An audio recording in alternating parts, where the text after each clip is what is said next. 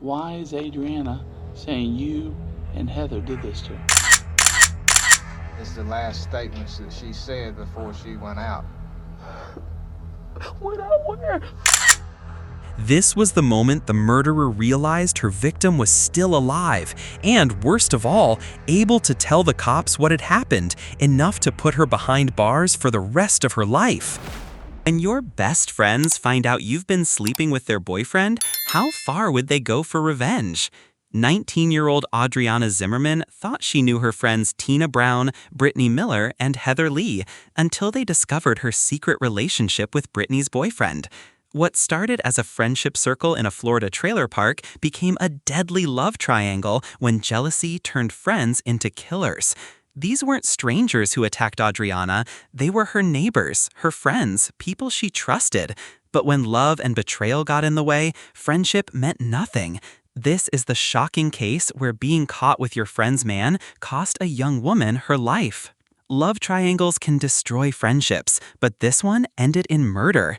In Escambia County, Florida, Audreanna Zimmerman was close friends with her neighbors, Tina Brown, her 16-year-old daughter Brittany Miller, and their friend Heather Lee. They lived in the same mobile home park, hung out together, and trusted each other like family.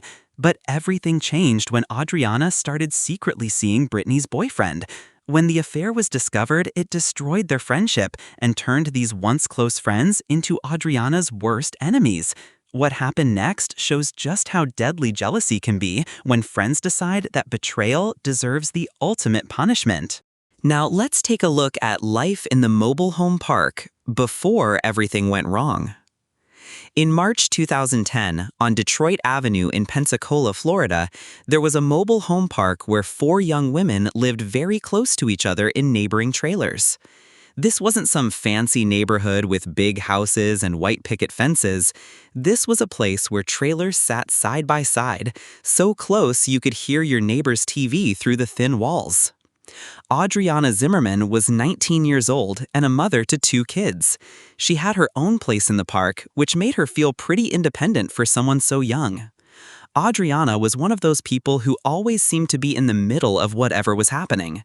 She was outgoing, liked to have a good time, and wasn't afraid to speak her mind. Right next door lived Tina Brown, who was 39, and her 16-year-old daughter Brittany Miller. Brittany was born on June 2, 1993, making her the baby of the group. Even though she was just a teenager, Brittany acted older than her years and wanted to be part of the adult conversations and drama. Tina was the kind of mom who let her daughter hang out with older friends, maybe because she enjoyed being part of the group herself. Then there was Heather Lee, 27 years old, born on July 13, 1982. Heather was Tina's neighbor and had become like family to them. She was somewhere between Audreanna and Tina in age, and she fit right into their little circle. Living in a mobile home park meant privacy was hard to come by. Everyone knew everyone else's business. When you walked outside to get your mail, you'd probably run into 2 or 3 neighbors who wanted to chat. These 4 women took that closeness to another level. The women were initially good friends who spent almost every single day together. Audreanna would walk the few steps from her trailer to Tina and Brittany's place, and they'd all hang out on the front porch or crowd into someone's small living room. Heather would join them, and they'd spend hours talking about everything and nothing. They'd share food, borrow each other's clothes, and know every detail about each other's lives.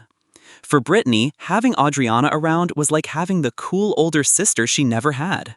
Audreanna would give her advice about boys and make her feel included in the grown-up conversations. Tina seemed to enjoy having young people around to keep her feeling young too. And Heather just loved being part of a group where she always had someone to talk to. But here's the thing about living so close together and being in each other's business all the time, little problems can turn into big problems really fast. Even though they were good friends, their relationships, particularly between Miller, Brown, and Audreanna, were volatile and often escalated to violence. They'd had their share of drama before. Brown had previously accused Audreanna of slashing her tires. Audreanna had accused Brown of shattering a window in her car. These weren't just little arguments about borrowed clothes or who forgot to return a movie. These were serious accusations that involved property damage and real anger. Still, they always seem to work things out and go back to being friends. That's how it is sometimes with people who live so close together. You fight, you make up, you fight again, but at the end of the day, you're still neighbors and you still need each other. Nobody looking at this group would have thought they were capable of real violence against each other. Sure, they had their ups and downs, but they were friends. They trusted each other, they shared their secrets and their daily lives. Brittany looked up to Audreanna.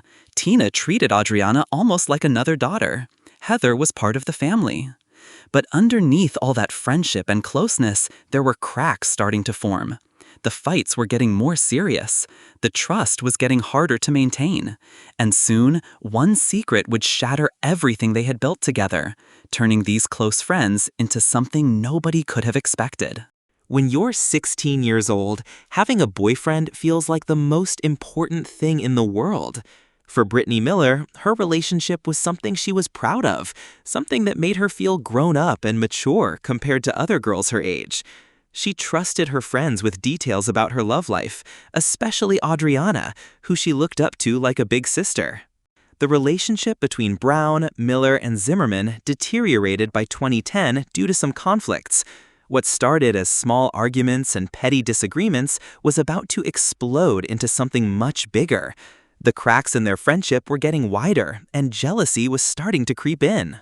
Audreanna was 3 years older than Brittany, and she had a way of attracting attention from guys. She was confident, outgoing, and knew how to flirt. While Brittany was still figuring out how to navigate relationships as a teenager, Audreanna seemed to have it all figured out. This difference between them was about to cause serious problems. We don't know exactly how long the secret relationship had been going on, or even how it started. Maybe it began with innocent conversations when Brittany's boyfriend would come around the mobile home park.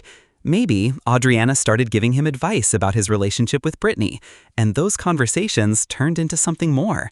Or maybe it was just physical attraction that neither of them could resist. What we do know is that Audreanna and Brittany's boyfriend began having a secret relationship behind Brittany's back. While Brittany thought she had a faithful boyfriend and a trustworthy best friend, both of them were betraying her in the worst possible way. Zimmerman was caught red-handed by Miller for having a sexual involvement with Miller's boyfriend. The moment of discovery must have been devastating for Brittany.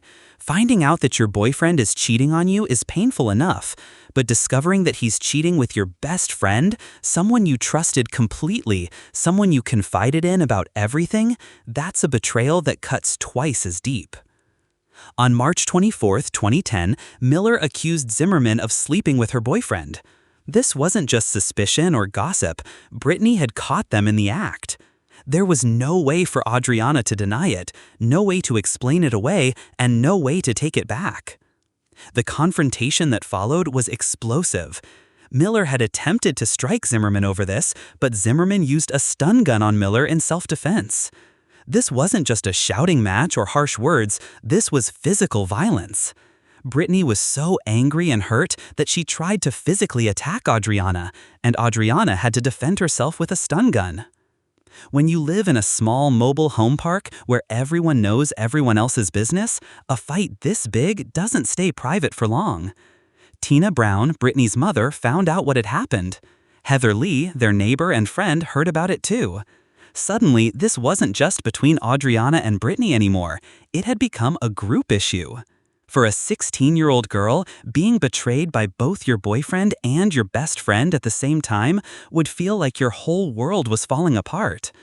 Brittany didn't just lose a relationship, she lost her trust in people she thought cared about her. And instead of trying to work things out or move on from the situation, the anger and hurt began to grow into something much more dangerous. The secret was out, the friendship was over, and the group that had once been so close was now divided. Audreanna was on one side, and Brittany, Tina, and Heather were on the other. What happened next would show just how far people will go when they feel betrayed and want revenge. Once the secret was out, the small mobile home park became a battlefield. The confrontation between Audreanna and Brittany over the boyfriend wasn't just a one-time fight, it was the beginning of something much darker. When Brittany had tried to attack Audreanna and got stunned with the electric weapon in return, it sent a clear message that this friendship was officially over. But for Tina Brown, this wasn't just about teenage drama anymore.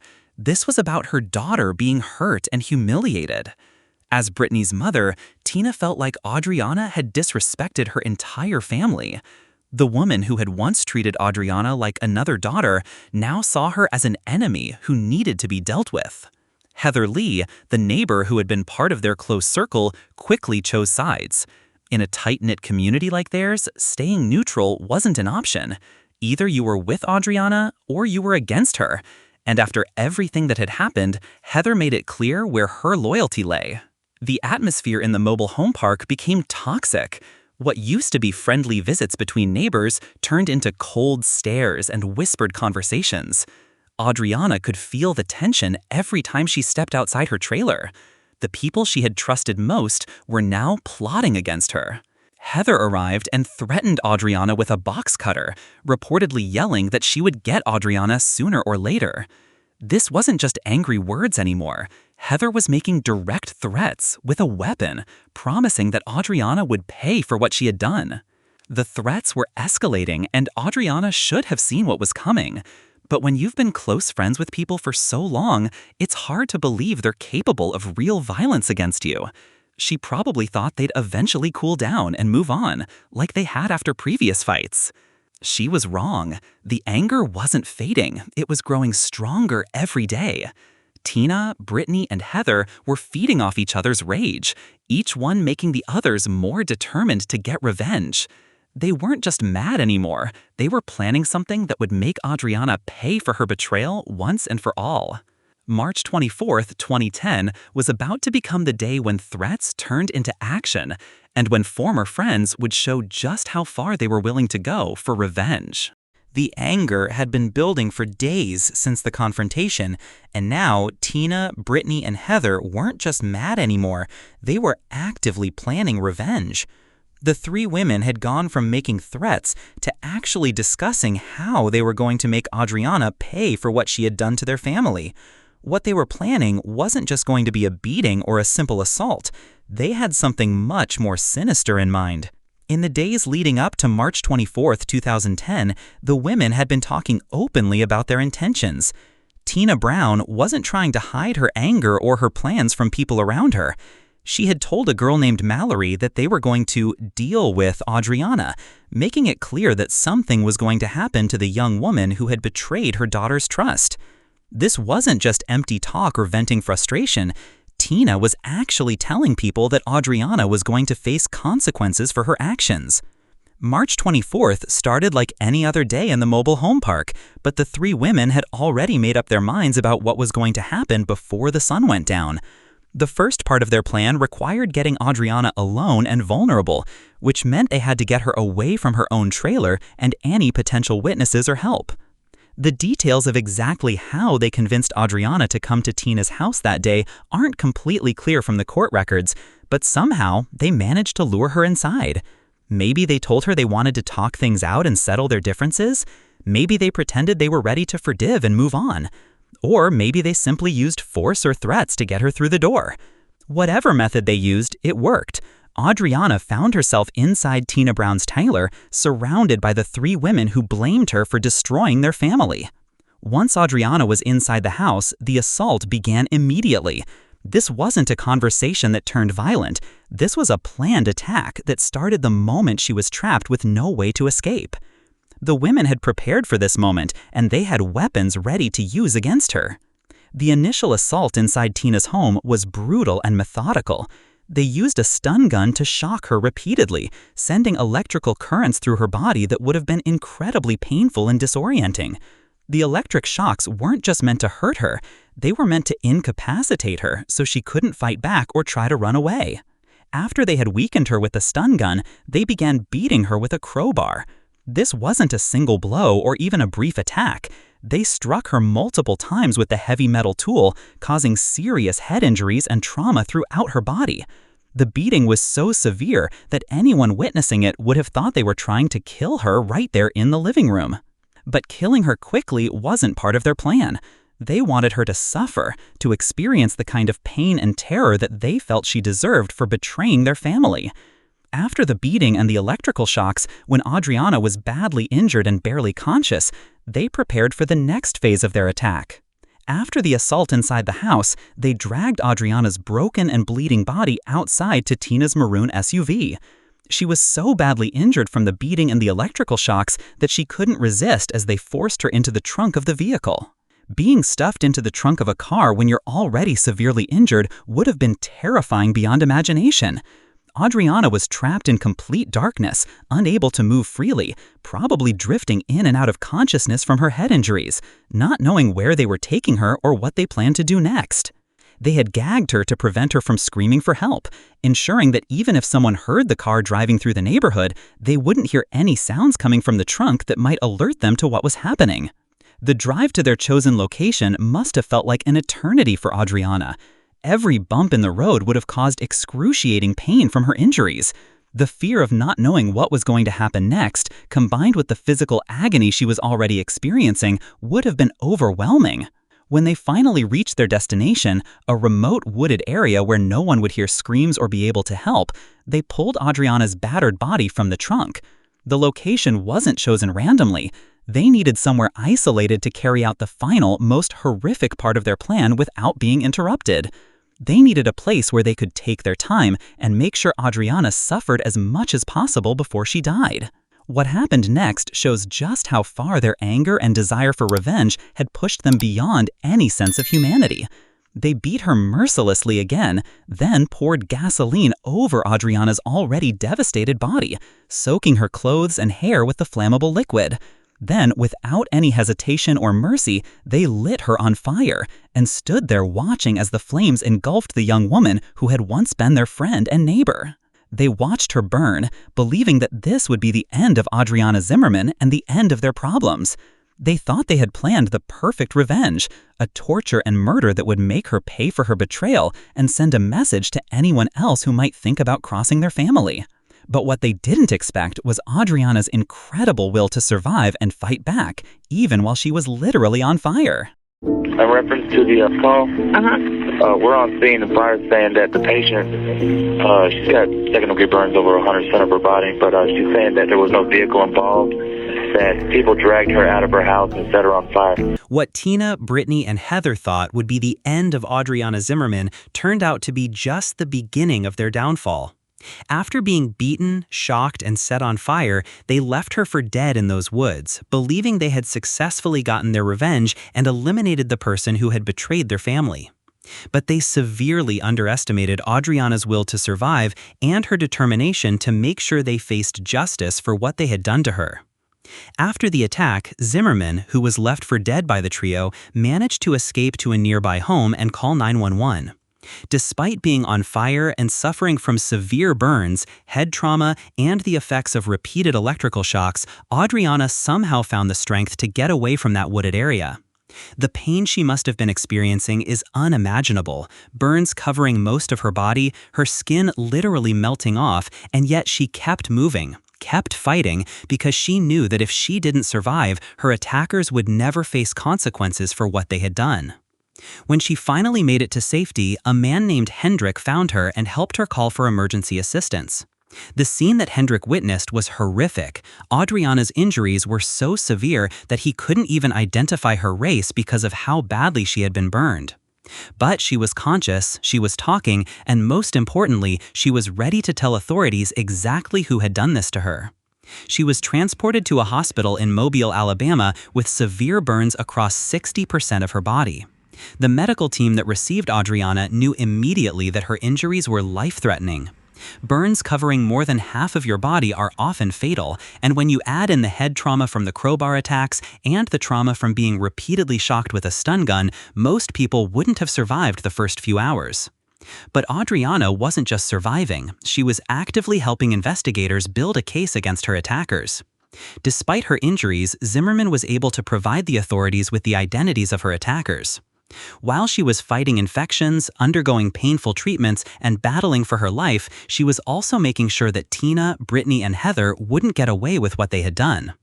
She told police everything: how they had lured her to Tina's house, how they had assaulted her inside the trailer, how they had forced her into the trunk of the car, and how they had driven her to the woods to torture and kill her. She gave them names, descriptions, and details that only someone who had lived through the attack could provide. For 16 days, Audreanna fought both for her life and for justice.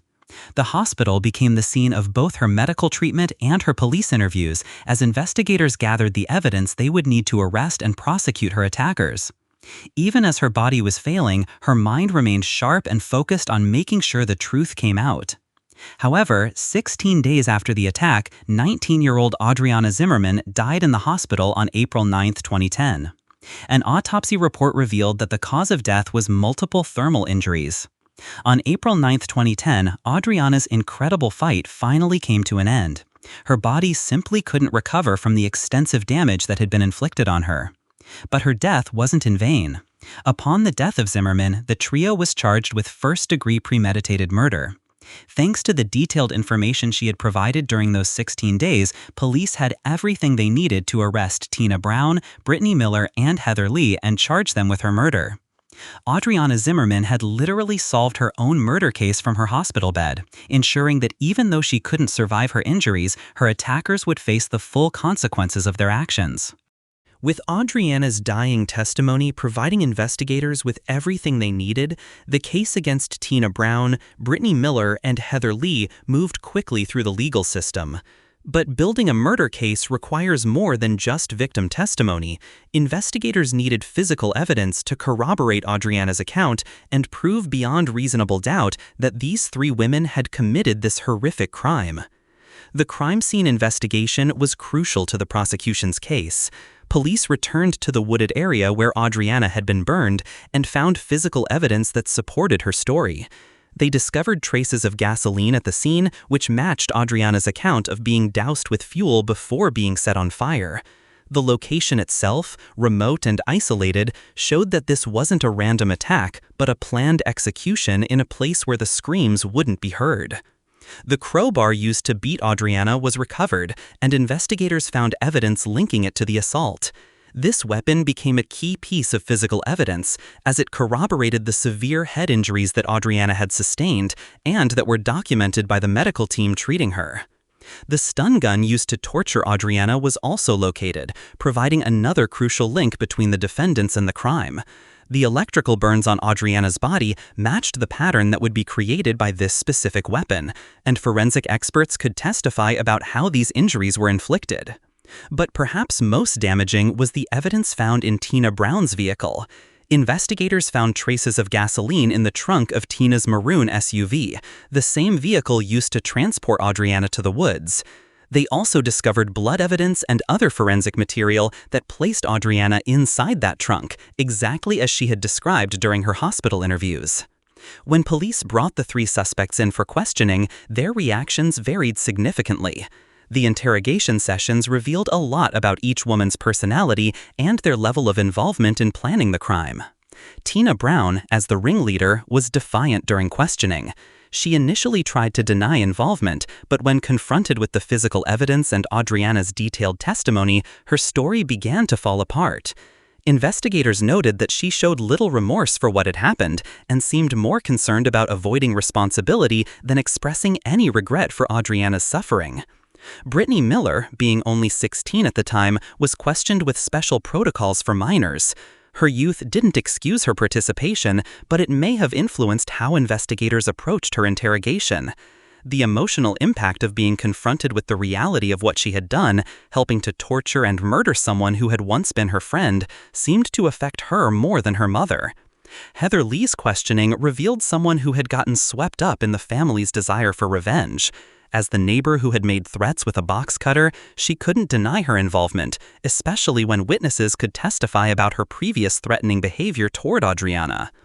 The witness testimony from Mallory, who could testify that Tina had told her they were going to deal with Audreanna, proved premeditation, showing that this wasn't a crime of passion, but a planned murder. All three women were arrested and charged with first-degree premeditated murder. The legal system treated them differently based on their ages and their roles in the crime. Tina Brown was found guilty of first-degree premeditated murder and received the death penalty. She is currently the only woman on Florida's death row, where she remains fighting appeals of her sentence. As the mastermind who planned and orchestrated the entire attack, the court determined she deserved the ultimate punishment. Heather Lee was also convicted of murder and received a significant prison sentence for her participation in the brutal assault. Her role as an accomplice who had made threats and actively participated in the torture and killing earned her a lengthy term behind bars. Brittany Miller, who was 16 at the time, was resentenced in 2017 but still received life in prison. Because she was a minor when the crime occurred, she couldn't receive the death penalty, but her active participation in her former friend's torture and murder earned her a life sentence. The case of Audreanna Zimmerman teaches us devastating lessons about how quickly friendship can turn deadly when jealousy and betrayal enter the picture. These weren't strangers who committed this horrific crime. They were neighbors, friends, and people who had shared daily life together in that small mobile home park. Jealousy is one of the most dangerous emotions when it's allowed to fester and grow. What started as hurt feelings over a boyfriend's infidelity escalated into threats, then violence, and finally murder. The lesson here is that when relationships become toxic and threats start being made, it's time to involve authorities and remove yourself from the situation completely. Betrayal in friendship cuts deeper than almost any other kind of hurt, but the response should never be violence. Audreanna made a terrible choice when she got involved with her friend's boyfriend, but that betrayal didn't deserve a death sentence. The proper response to being hurt by a friend is to end the friendship and move on with your life, not to plan their murder. This case also shows us the incredible strength of the human spirit. Audreanna's determination to survive long enough to identify her attackers and help solve her own murder case is one of the most remarkable examples of courage and justice-seeking in true crime history. Even while dying, she made sure her killers would face consequences for their actions. If you found this case as compelling and heartbreaking as we did, make sure to subscribe to Grim Reality for more true crime stories that show both the darkest and most inspiring sides of human nature. Hit that subscribe button and the notification bell so you never miss our latest cases, and let us know in the comments what case you'd like us to cover next.